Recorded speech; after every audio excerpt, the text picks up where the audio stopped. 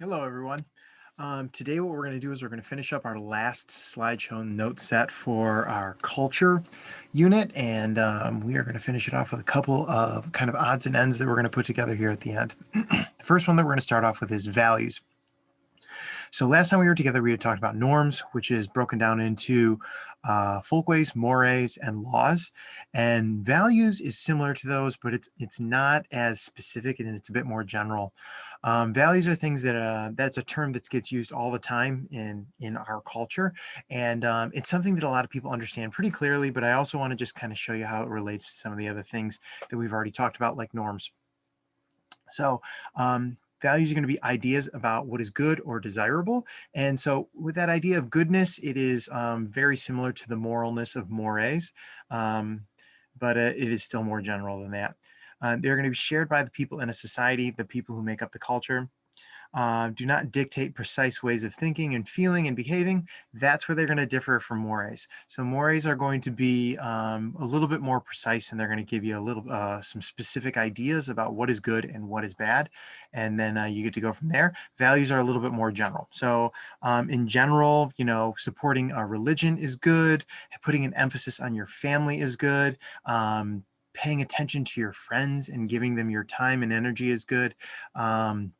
Doing what is best for society, the good of the group as opposed to the good of the individual is preferable as well. These are all good values, but the way that you see that can change.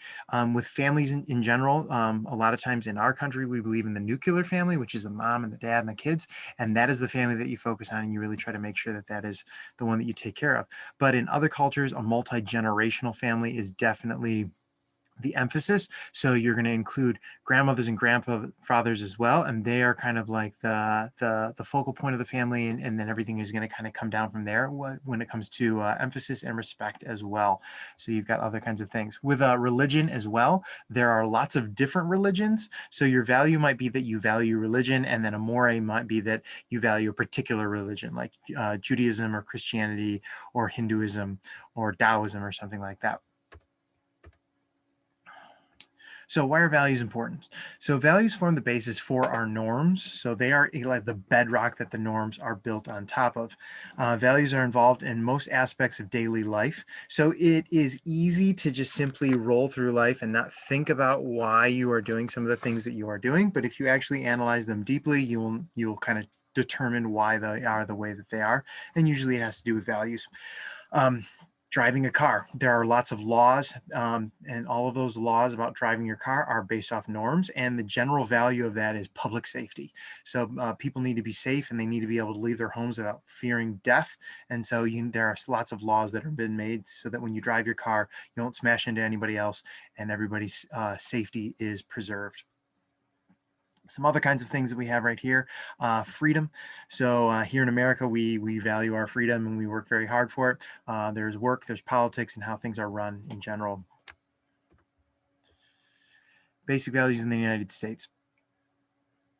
So United States culture is a unique one.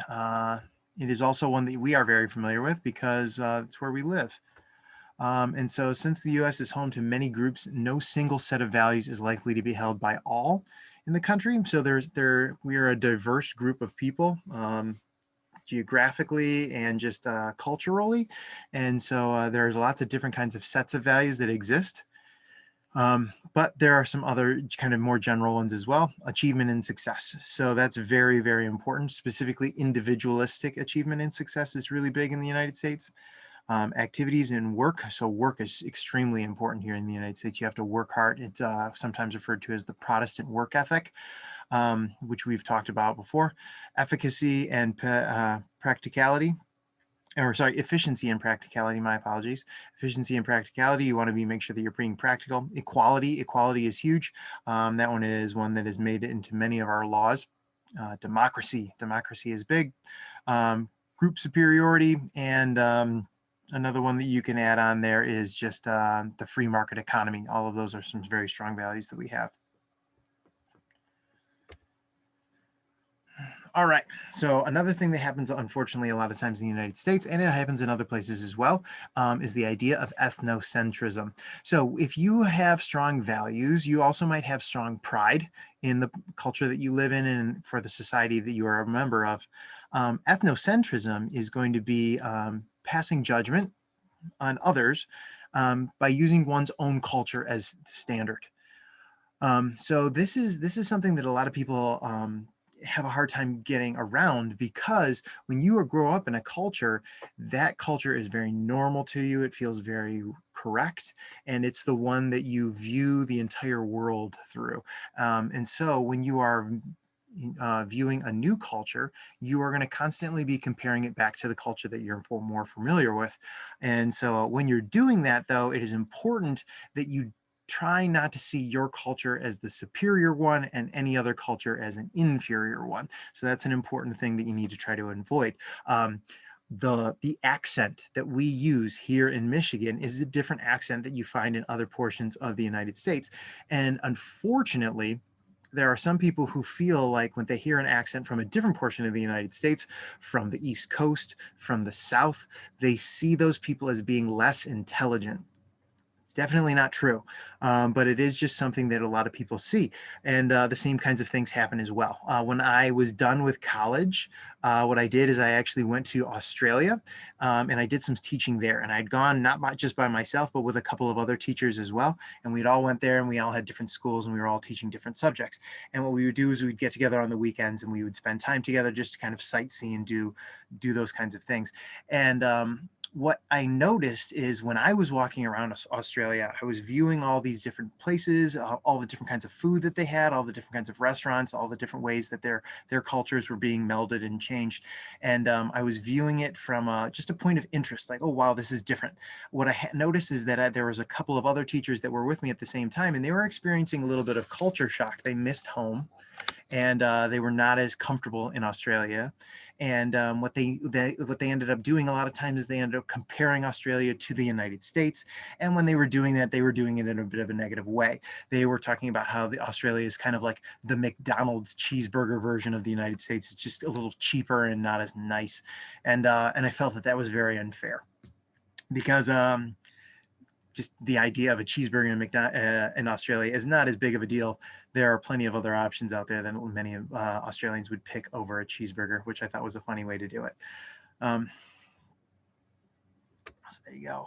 Next, let's talk about beliefs and material culture. So beliefs. Values and beliefs are definitely tied very closely together. So we want to make sure that we talk about them at the same kind of time. So beliefs are going to be ideas about the nature of reality. So these are going to be determined by some of your values. So do you value religion? Do you value science? What are the things that are going to be important to you? And then you're going to have your beliefs that are going to be based off of your values right there. They are true to us, but the basis is our faith in them. They are often unprovable. So if you have a value inside of yourself, then that is going to be something that is going to be unrefutable, and your beliefs are going to be based around that. And there's no way that you're going to be able to convince somebody out of that typically, or it would be very, very difficult to do. So if you meet someone whose values revolve around white supremacy or gang culture, and you are trying to convince them that their entire way of life and the way that they've been brought up is wrong, that the things that they believe in and know to be true are incorrect, it is going to be challenging to get them to change that viewpoint, just because of the way that they have their values have been instilled within them, and the beliefs that they hold. It's often improvable. It's something that it would be very difficult to show them is completely and totally wrong, because there's lots of information that can be skewed in one way or the other. Beliefs are often catalysts for a controversy in society. So we just talked about some of those, but also a little bit more simple than that is there is a general idea that you're never supposed to talk about religion or politics when you're meeting somebody new or if you're at a party. Those are just things, religion and politics are things that can really kind of set people off because they feel so strongly about them. And there is unfortunately many different options out there that are conflicting with one another. Okay, let's talk about why beliefs matter. So beliefs are important because they are going to be non-material, which is very, very kind of internalized. That stuff is going to exist within you. They're going to be ideas, they're going to be knowledge, they're going to be passed down, which is very important. There is also material portions of culture as well. And so these ones are a little bit different. These are going to be tangible. They're going to be things that you can hold in your hand and you can point to them. Meaning is often not from the object itself, but from the cultural belief surrounding it. So this is where one of our sociological perspectives is going to come in. This is symbolic interactionalism. When you hold up a cross, it means something. It's not just two pieces of wood that have been glued together or stuck together, but it is going to be have a much deeper meaning than just the wood or the metal that they're made out of. And so that is where that material culture is going to come into play. Other materials that are going to be there, books. Books are full of information, and the Bible is a book, but we also have science textbooks and all kinds of other things that exist out there. And so you're going to find those books that are most important to you and that you're going to have find value in. Buildings, furniture, signs, clothing, all of these things. You can buy very cheap clothing. You can buy very expensive clothing. You can buy clothing that has particular logos on there that mean special things to you, or you can buy clothing that has no logos at all. And so all of those things are going to be determined by what you believe and what you value and what you feel strongly about. What we have right here is we have a little picture from our good old state of Michigan. We've got the U of M football team, and it says analyze the material and non-material aspects of the culture. And so what you're going to do right here is you want to take a look and see if you can identify some of the material and non-material aspects of this culture right here.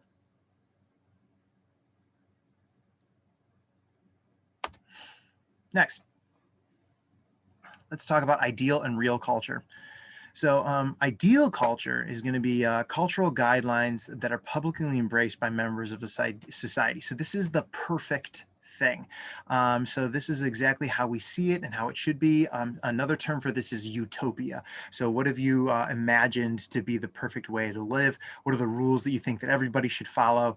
And not everybody is going to follow them, but what are the rules that you really wish that they would follow? Real culture, on the other hand, is the actual behavioral patterns that often conflict with the ideal culture. So we are no longer in a utopia anymore. We're in the real, hard knock life situation, and we're going to have to deal with some people that may disagree with us or view the situation in a different way. American ideal culture is honesty, although in reality, people lie on a daily basis and they cheat. Americans are supposed to look out for one another and spread prosperity and provide equality and have freedom for everyone, but that just doesn't happen. There are things like racism and other problems that exist within our culture that conflict with the ideal, unfortunately.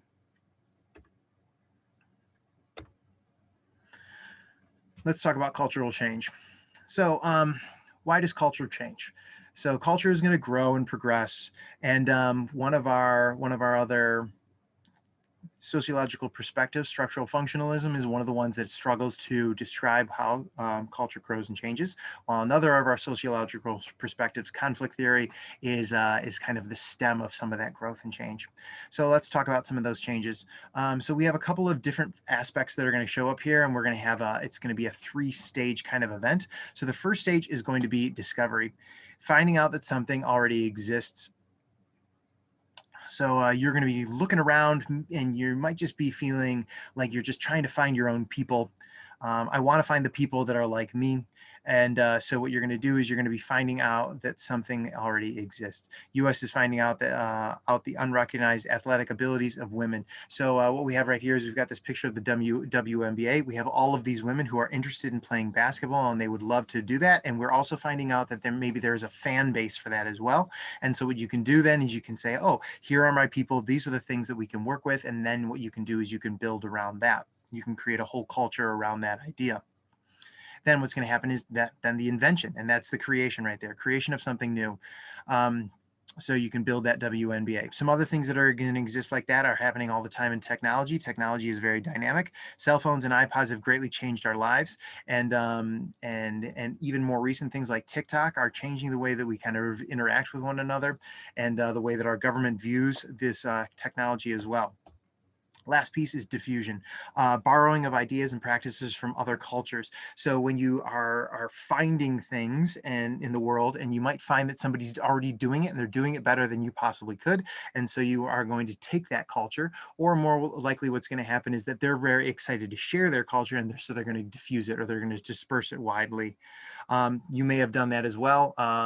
Have you heard about this new thing? Oh, you definitely got to go download this app. It's just the best ever. Come join us on this app, and it's just going to be so great. And that is how diffusion is going to happen. And that's how culture changes. Years ago, there was no social media, and that had to grow and change. And so now here we are today. All right, so when you have cultures that are growing and changing, what you can also end up happening is you might not find that a particular aspect of culture is going to grow to involve every single person or every single member of that culture, and it might be a bit smaller. And so what we have right here is we're going to have some smaller groups that are called subcultures and countercultures. These are things that really excite me. I've always been fascinated by subcultures and countercultures, and I've always kind of counted myself as members of these things. And that's always just been kind of like my home. So I've always enjoyed these kinds of pieces right here. This is very interesting to me, and hopefully you can find some interest in it as well. Subcultures. This is going to be part of the dominant culture, but it differs in some important aspect. Youth culture. Youth culture is far more dynamic than the general culture is, and they're gonna be kind of like the taste makers. So what they're gonna do is youth culture usually comes up with a thing that is exciting and new, and some of the older members of culture, which are sometimes called the gatekeepers, might view that new and exciting thing as lesser or just opposite and wrong and bad. And so then what's going to happen is that youth culture is going to show the rest of the culture what is exactly is great about it, and then that's going to get absorbed into culture itself. Other groups of people like this are going to be musicians and artists. Musicians and artists are also usually in front of the curve. And so what you'll find, especially with cities, is that when there is a city and there's like a vacancy or a gap or a vacuum, what you'll find is that those artists will flow into that spot right there. And then what they'll do is they'll build up their subculture within it. And then all of a sudden that bigger culture is going to come to surround them. One of the cool things that's like that is happening in Detroit.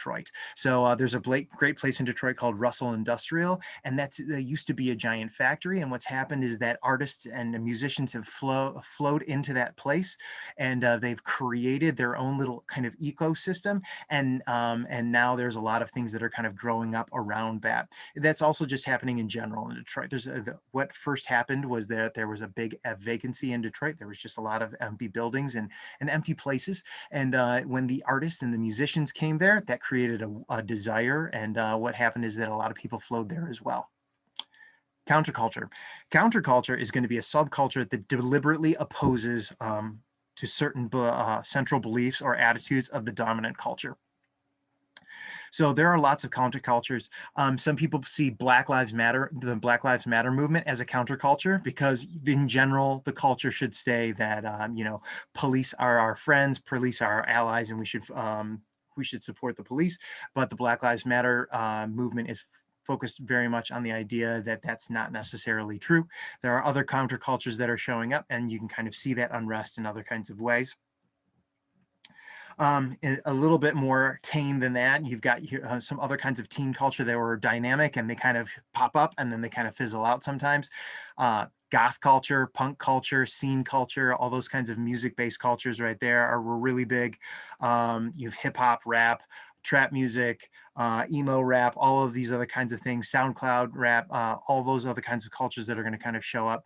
And they're a bit counterintuitive. Having a rapper that has his name after an illegal drug or something like that is going to go against the regular flow of culture. And so it's going to be a little bit of a conflict there. Let's talk about universals now. So cultural universals are exactly what they sound like. Something that is universal is just going to be widespread and just generally true. So cultural traits that exist in all cultures. So all cultures need certain things, and once they have them, then they can kind of progress and change. So some things that they need is they need economy, they need institutions like family and government, art is important, language, environment, recreation, and beliefs. So these things can be kind of whittled down and narrowed in certain ways. Your beliefs can be a religious belief or a scientific belief. They can be Judaism or Christianity or atheism or agnosticism. Same kind of things like with languages. There's many different languages that can exist. They can be written down. They can just be verbal, but they can be signed. But the main thing is that the culture does need some sort of language. Art is an interesting one. Art is kind of a determiner of whether it is actually a culture or just a society. You need to, if you have a society, and then what's going to end up happening is that you're going to have some people who are going to kind of become experts in certain areas, and they don't have to do just general work across the entire society. And so you can have things like artists show up. And so that is going to create that culture within your society. So you're not just a group of people, but you're a group of people that are working together, and everybody's going to have a specific job. And that's going to allow for things like art to exist. Why do cultural universals exist? So there's going to be three reasons for this. One, biology shared by all humans. If a society is to survive, children must be born, the sick must be cared for, and the dead must be honored. So all these kinds of things need to happen in order for that culture. You don't want to just get up every morning, work, and then die. That's not a good way to live. Human beings can't survive that way. So you need that culture and you need those universals in order to make it happen. Physical environment. Humans cannot survive without protection from their environment. So what they're going to need to do is they're going to need to build some sort of shelter. Now you can build a shelter on your own, but it's probably not going to be as good as if you work together. And so having those cultural universals, we're all going to work together. We're going to make things as good as we can together. That is going to be the best way to go. And then what you're also going to find is that as your society is growing, you're going to find other people who are having the same kind of societal problems as you are. And so with that, then you are going to need to work together. You can band together, work together, and you're going to end up having the same kinds of things. Cleanliness, sanitary needs are going to be something that is going to show up in any culture. So you need to make sure that you have some certain level and degree of cleanliness so that food can be prepared, so that waste is finding the proper spots, so that your society is not going to fall into illness and then just disappear. That is it. That's all we have for today. Thank you so much. Please make sure that you fill out your guided notes.